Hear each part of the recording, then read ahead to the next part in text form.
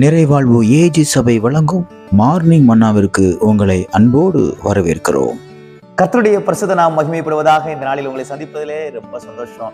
எனக்கு அன்பான தேர்வு பிள்ளைகளை, நிறைய காரியங்களை இழந்து போய் அதை நான் எப்படி திரும்ப பெற்றுக்கொள்ள போறேன், எனக்கு அது எப்படி திரும்ப கிடைக்கும், நான் இழந்து போனதெல்லாம் திரும்ப கிடைக்குமா, தேவையில்லாம லாஸ் ஆயிடுச்சு, தேவையில்லாம போயிடுச்சு, இனிமே நான் அதை பிடிச்சிக்குவேனா, நான் பழைய நிலைக்கு வருவேனா, பழைய சந்தோஷம், பழைய நிம்மதி, பழைய விதமான ஒரு பெரிய கூட்டம், அதெல்லாம் எனக்கு திரும்ப கிடைக்குமா?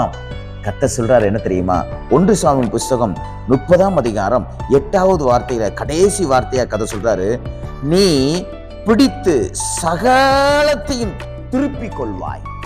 சகலத்தையும் திருப்பிக் கொள்ளுகிற நாளாக இந்த நாள் உங்களுக்கு அமையட்டும். எனக்கு அன்பான தேவ பிள்ளைகளை, எதையெல்லாம் இழந்தீங்கன்னு எனக்கு தெரியாது, ஆனால் இழந்த எல்லாவற்றையும் தேவன் திருப்பி தர அவர் உண்மை உள்ளவராக இருக்கிறார்.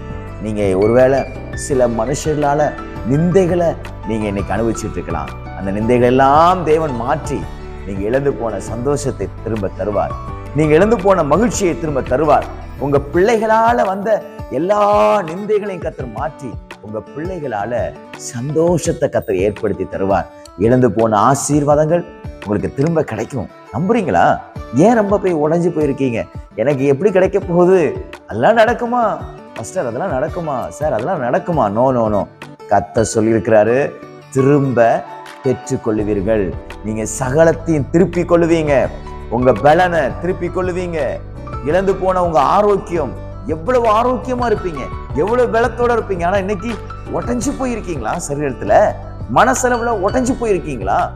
எல்லாவற்றையும் இன்னைக்கு கர்த்தர் உங்களுக்கு திருப்பி கொள்ள உதவி செய்வார். சத்ரு எதையெல்லாம் வேட்டையாடினானோ, சத்ரு எதையெல்லாம் பிடுங்கி கொண்டானோ, சத்ரு எதையெல்லாம் முடியாது என்று மறைத்து வைத்துக் கொண்டிருந்தானோ, அத்தனை காரியங்களையும் கர்த்தர் உங்களுக்கு திருப்பி கொள்ள உதவி செய்வார். இன்றைக்கு இழந்து போன பணத்தை நீங்க திரும்ப பெற்றுக்கொள்வீங்க. இழந்து போன நகையை திரும்ப நீங்க பெற்றுக்கொள்வீங்க. விசுவாசிக்கிறீங்களா? நீங்க இழந்து போன படிப்பை திரும்ப நீங்க பெற்றுக்கொள்வீங்க. நீங்க இழந்து போன வேலையை திரும்ப நீங்க பெற்றுக்கொள்வீங்க. இழந்து போன பிள்ளைகளை திரும்ப பெற்றுக்கொள்வீங்க.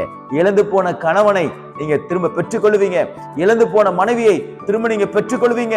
கர்த்தரானது கூடும்.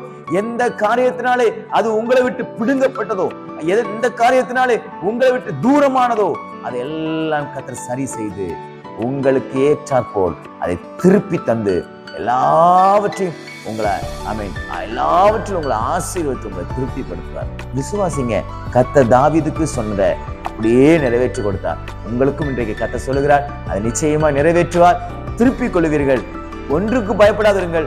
சந்தோஷமா இந்த நாளே ஆண்டவருடைய சமூகத்திலே கழியுங்கள். கர்த்தர் உங்களை ஆசீர்வதிப்பாராங்க. God bless you.